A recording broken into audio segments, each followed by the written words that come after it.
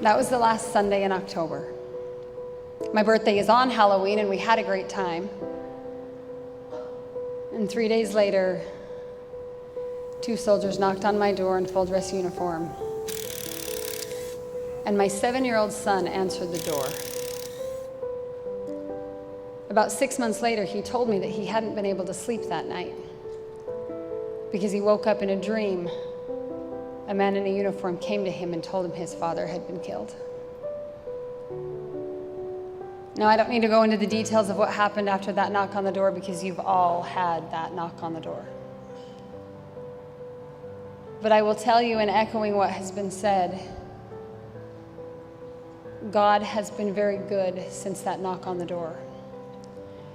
And I truly believe that He can take the darkest ashes of our life and make something beautiful and bright, not just for ourselves, but for those around us.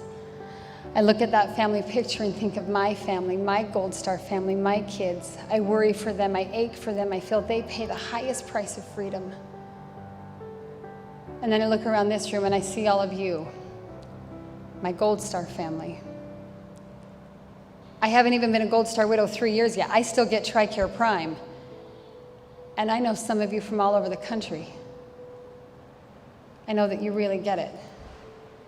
I know that when the war is raging in Afghanistan and political pundits are spinning in each way and everyone's saying, is this worth it? It was all in vain.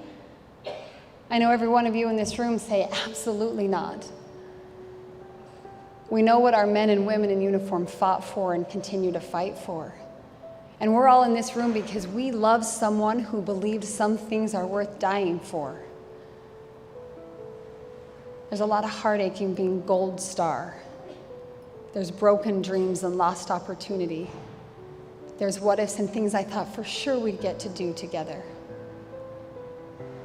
But I'll tell you, I've never had a title more honorable to me, second only to mother, to say I'm a Gold Star widow.